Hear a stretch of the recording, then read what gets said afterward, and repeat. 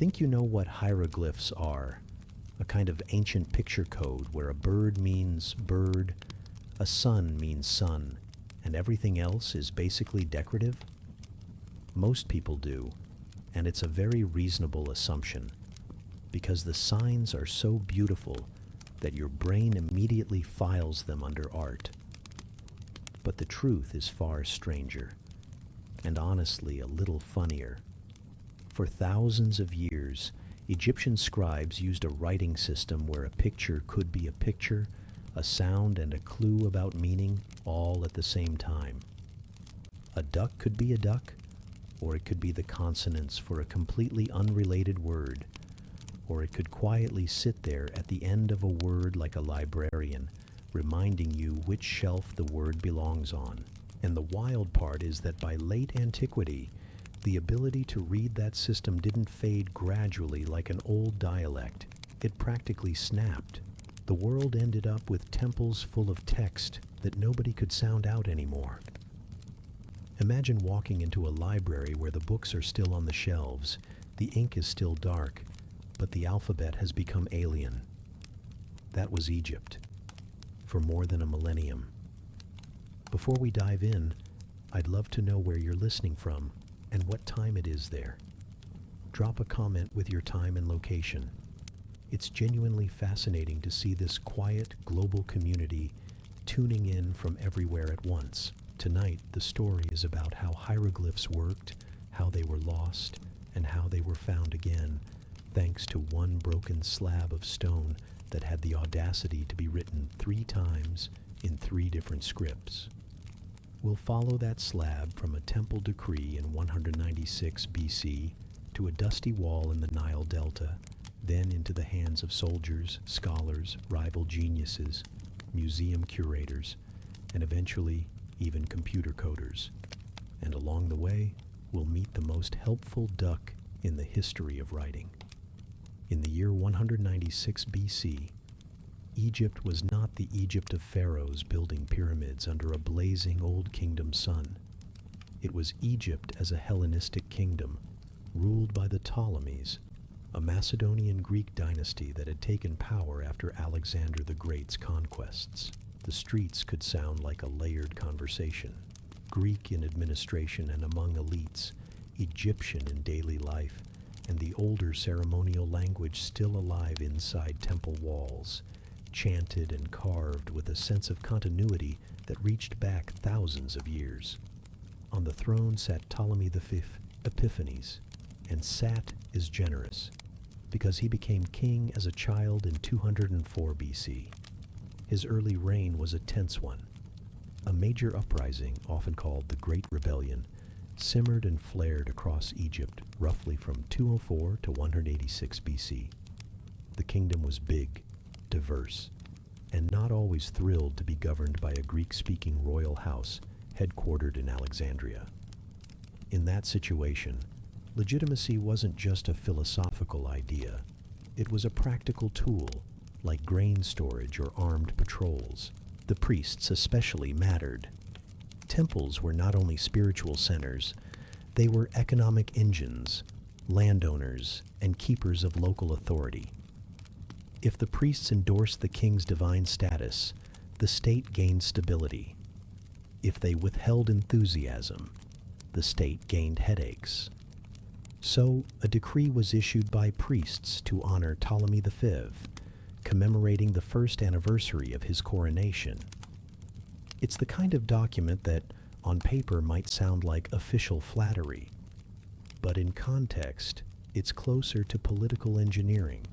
The decree confirmed privileges, granted honors, and laid out ritual obligations.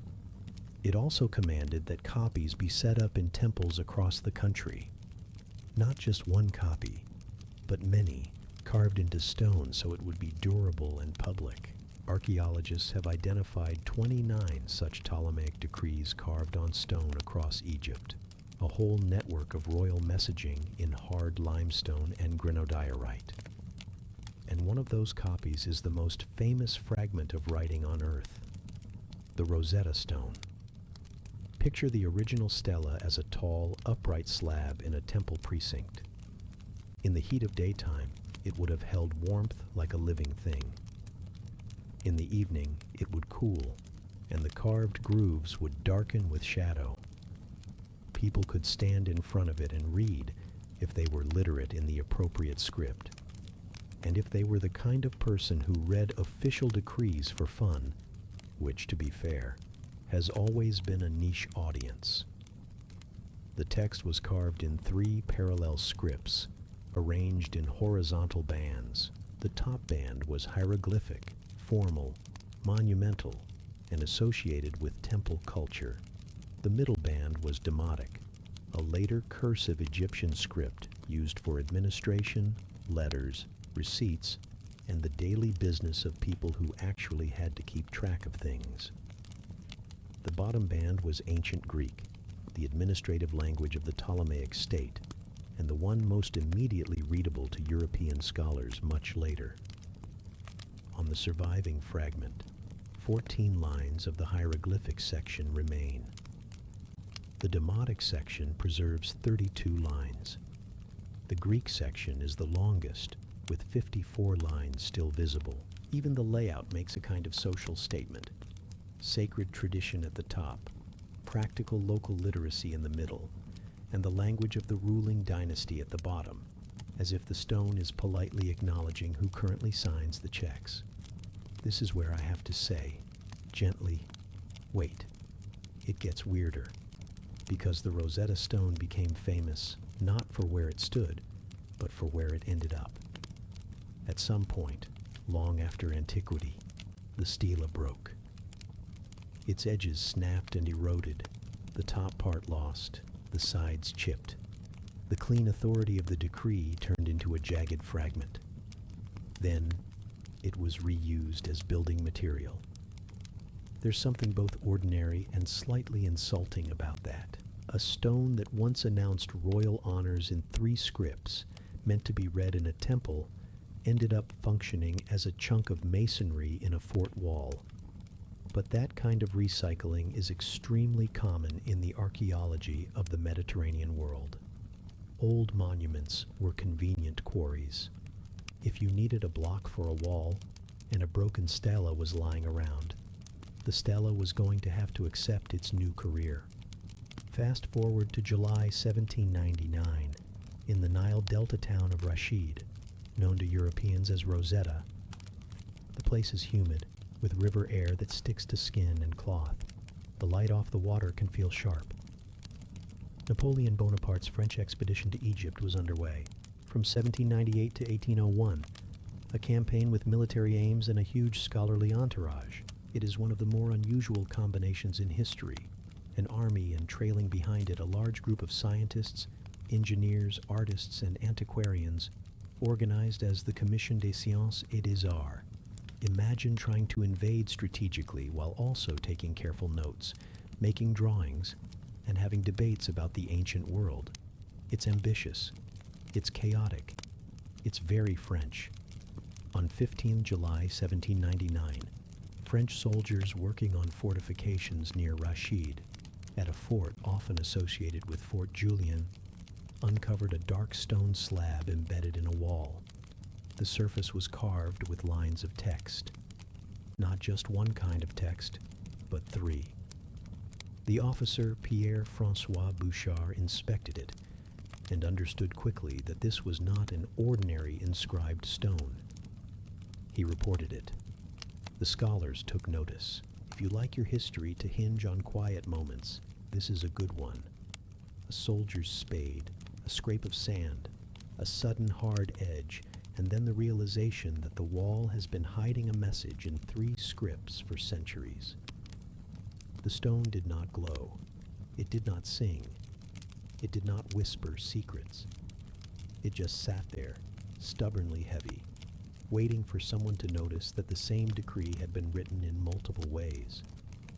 Once the stone was recognized as important, it became a prize. And prizes attract politics the way bread attracts pigeons. The French were defeated in Egypt, and in 1801, the Treaty of Alexandria transferred many antiquities collected by the French to the British. The Rosetta Stone was among them. It was shipped to England, arriving in Portsmouth in February 1802. In July 1802, it entered the British Museum's collection, presented by King George III. There's a practical detail here that I love because it makes history feel physical. The British Museum had to think about floors. Heavy stones are not gentle with architecture. Some of these acquisitions required new arrangements because the existing floors could not reliably support them. The Rosetta Stone, in other words, did not just change scholarship. It made museum staff worry about load-bearing structures, which is a very down-to-earth form of fame. For the public, it became an icon almost immediately. People could walk in and stare at it, at the crisp Greek letters and the dense Egyptian scripts above. The stone surface is dark, and the carved grooves catch light in a way that makes the writing feel tactile, like it's waiting for fingers. Today, the original is usually in the British Museum's Egyptian Sculpture Gallery, Room 4, and there's a replica in the Enlightenment Gallery, Room 1, that visitors can touch. That replica detail matters, because it's one of the few moments in modern life where you can put your hand on a shape carved by ancient hands and feel the grooves where meaning used to flow. The original, being a celebrity, has also had a security-conscious life. During the First World War, from 1917 to 1919, curators moved it for safekeeping to an underground postal tube station at Holborn, about 50 feet below ground, because London was worried about bombing. The Rosetta Stone spent 2 years in a place designed for mail, which is in a way appropriate. It is a message, after all, just an extremely old one. But we've jumped ahead in its modern biography. The real drama happens earlier, in the minds of people trying to read it. Because by 1799, nobody could read the hieroglyphic section. Not fluently, not reliably. The knowledge had faded out after the closure of temples and the end of institutional scribal training. The Roman Emperor Theodosius there ordered the closure of non-Christian temples in 391 AD, which effectively cut the thread that kept priestly and scribal traditions alive in their old forms. The last known monumental hieroglyphic inscription we can date is from 394 AD, a graffito at Philae, left by a man named Esmet Akom. After that, the script became, for later generations, a beautiful locked door. For centuries, people guessed at the key. Greco-Roman writers often assumed hieroglyphs were symbolic, allegorical, mystical. They saw pictures and assumed the pictures were philosophical. In late antiquity, there's a text called the Hieroglyphica, attributed to Horapollo, which explains about 200 signs. It contains a mix, some genuine observations, many imaginative ones.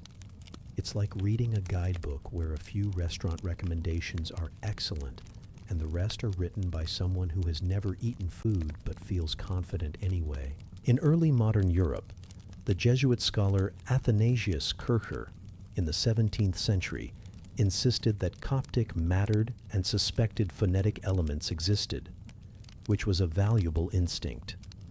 But he still approached hieroglyphs as a symbolic system and produced translations that were more like elaborate poems than linguistic readings.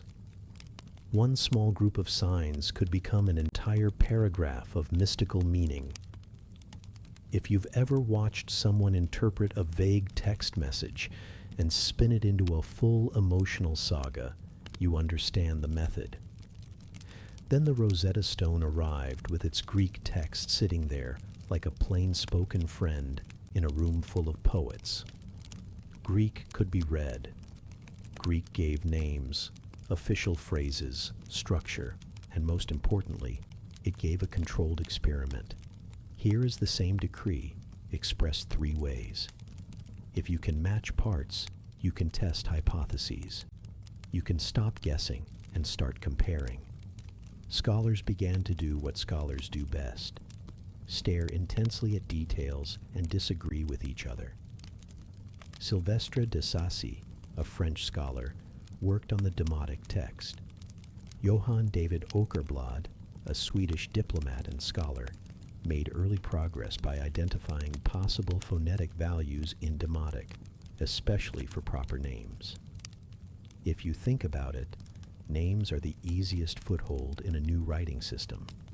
Names don't translate cleanly, they get approximated.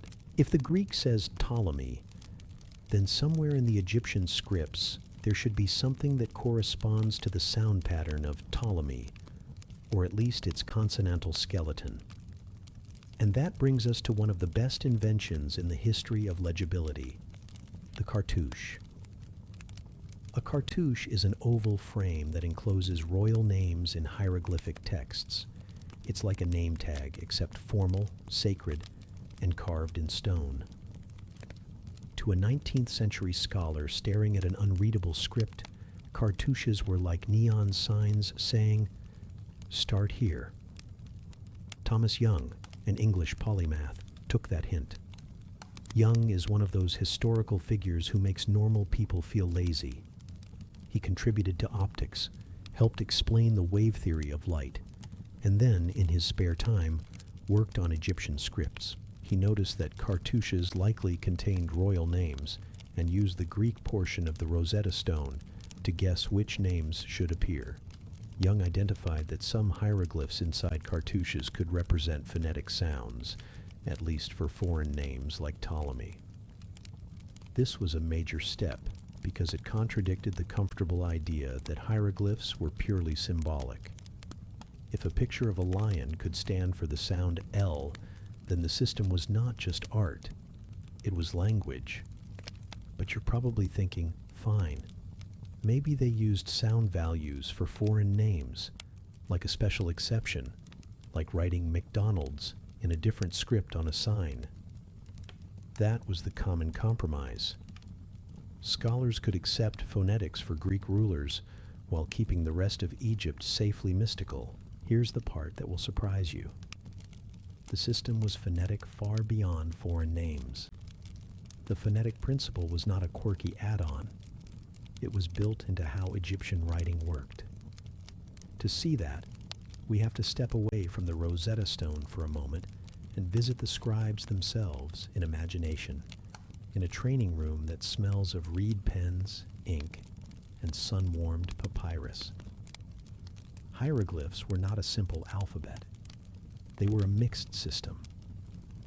They used phonograms, signs that represent sounds, and those phonograms came in different sizes. Uniliteral signs for single consonants, biliteral signs for pairs of consonants, and triliteral signs for 3 consonants at once. There were about 24 core uniliteral signs, often compared to an alphabet, though Egyptian writing generally didn't record vowels. It functioned, in many respects, like an abjad, where consonants are primary. Then there were logograms, signs that represent whole words, often marked with a vertical stroke to show, I mean the word, not just the sound. And there were determinatives, silent signs placed at the ends of words that tell you the semantic category. A determinative is like a tiny, mute comment saying, this word is about a person, or this is a place, or this is an action, or this is an abstract idea. The determinative isn't pronounced. It just keeps you from misunderstanding, because if you don't write vowels, homophones can pile up quickly. Now, let's make it concrete with the kinds of examples scribes loved, and Egyptology students either adore or fear. There's a triliteral sign read as NFR, often translated as good or beautiful. It's so common that it almost feels like a slogan. Scribes often wrote it with extra uniliteral signs for F and R afterward as phonetic complements, reinforcing the reading. This redundancy looks odd to modern eyes, but it's practical. It's like writing a word and then underlining it to make sure the reader doesn't mistake it for a similar-looking word. Then there's the house sign, read as PR. As a logogram, it can mean house as a noun, often with that little vertical stroke, but the same sign can also be used phonetically to provide the consonants PR, in other words, like the verb to go out. In that case, you might see it paired with other signs and a determinative indicating motion, quietly clarifying, we are leaving the house conceptually now. And yes, the duck.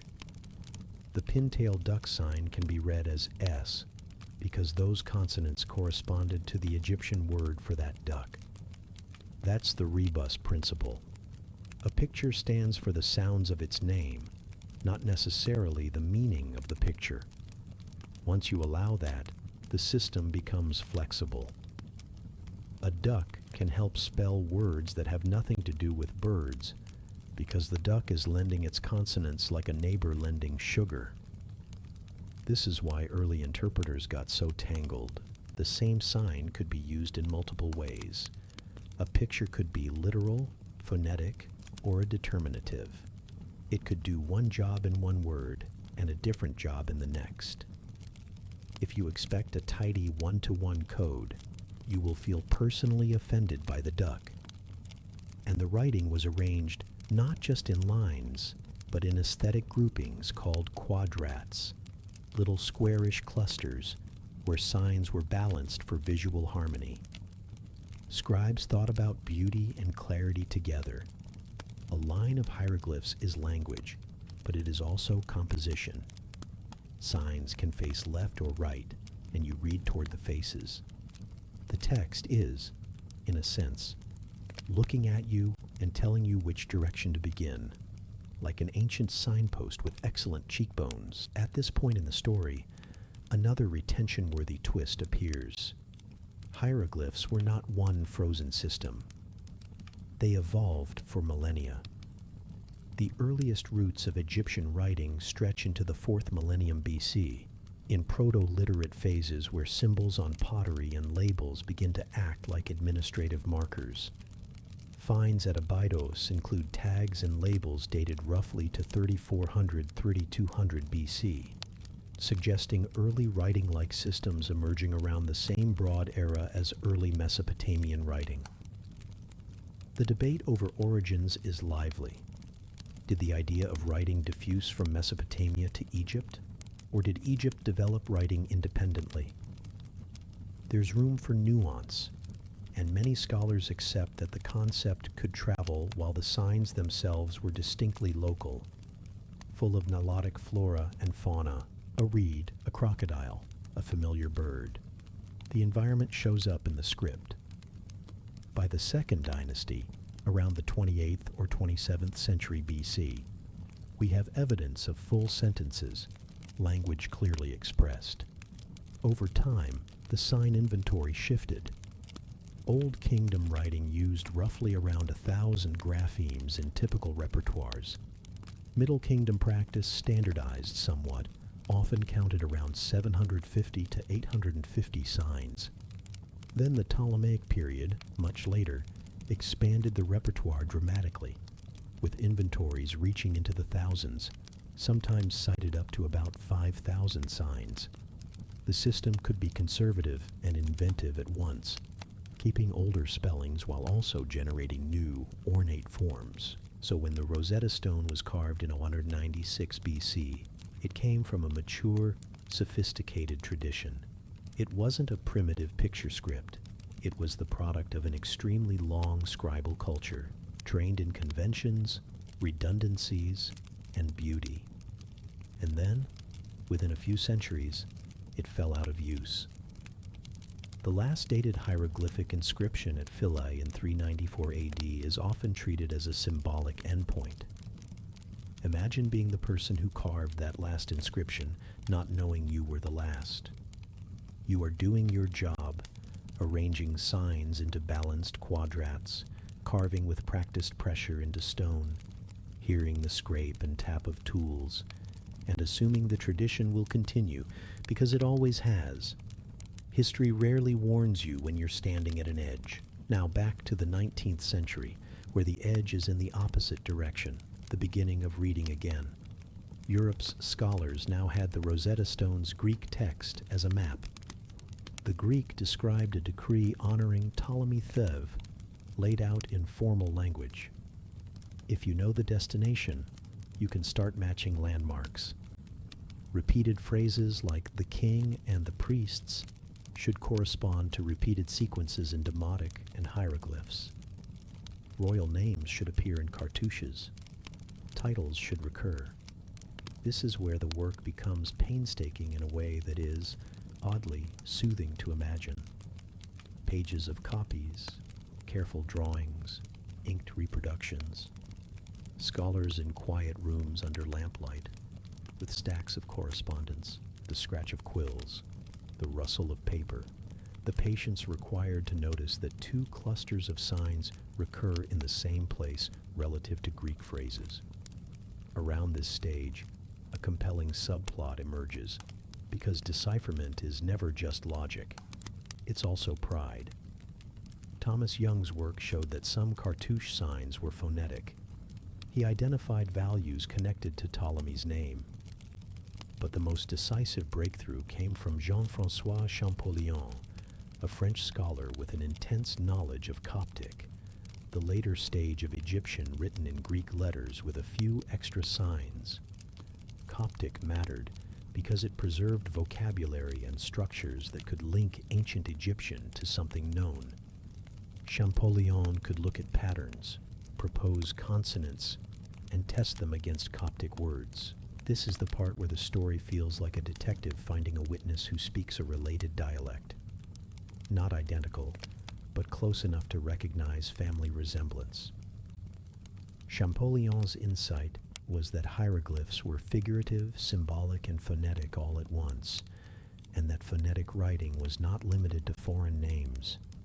Once you accept that, the whole system opens. Signs can be used to spell Egyptian words, not just label Egyptian gods with mysterious emblems. Determinatives make sense as semantic guides. Phonetic complements become logical confirmations, but it wasn't instant, and it wasn't solitary. Champollion built on a growing body of work, including Young's contributions and earlier demotic analyses. The rivalry between Young and Champollion has been debated in the history of scholarship because credit is rarely a clean thing. Young did foundational work. Champollion made the synthesis comprehensive. And then comes one of those crisp dates that historians love because it pins an entire shift in human knowledge to a single day. 27th of September, 1822. Champollion delivered his famous communication to the Académie des Inscriptions et Belles-Lettres, later published as the Lettre à Monsieur Dacier, announcing his decipherment. Thomas Young was present in the audience, which is such a perfect detail it almost feels scripted. The careful English polymath sitting there, as the passionate French scholar, explains the key that finally turns. If you've ever watched someone else present an idea you helped prepare, you can probably imagine Young's expression. Polite, tight, and complicated. Now let's pause here for a moment and connect to something modern, because you're probably thinking hieroglyphs are now fully solved, neatly cataloged, and safely filed away in textbooks. Actually, the modern life of hieroglyphs is still full of practical problems, and this is where the story takes a surprising turn into the digital age. Egyptologists needed ways to catalog thousands of signs. Alan Gardner's sign list, developed in the early 20th century, became a standard reference system, organizing signs into categories: humans, animals, parts of the body, tools, and so on. It's an ordered attempt to manage a beautiful chaos. Scholars also developed conventions for transliteration and encoding, including the Manuel de Codage, a system that represents sign sequences and their arrangement in a machine-readable way. because computers are not naturally gifted at arranging ducks artistically inside imaginary squares. Specialized software like JSesh lets scholars type these codes and produce visually accurate hieroglyphic texts for publication. This is where an ancient scribal aesthetic meets modern typography. It's also where you learn that even in 2026, humans are still arguing about how best to represent a duck next to a loaf of bread. And in 2009, Egyptian hieroglyphs were added to the Unicode standard in version 5.2 with a dedicated block of code points. This means that in principle, you can encode hieroglyphs in a universal digital language. In practice, fonts have varying coverage. Some fonts include many signs, others include fewer, and occasionally a sign is omitted because someone somewhere decided it was indecorous. There is a peculiar modern echo here. Ancient scribes carved everything they needed, including explicit symbols, and modern font designers sometimes quietly refuse. Civilization advances, and yet somehow it remains a little prudish. But to appreciate why Champollion's breakthrough mattered so much, we need to sit with the central problem for a moment. The crisis that made the Rosetta Stone more than a museum object. For more than 1,000 years, Egypt's monumental texts were effectively silent. The walls of temples and tombs were covered in writing that had once been read aloud, taught, copied, and used. Then the institutional network collapsed. The temples closed.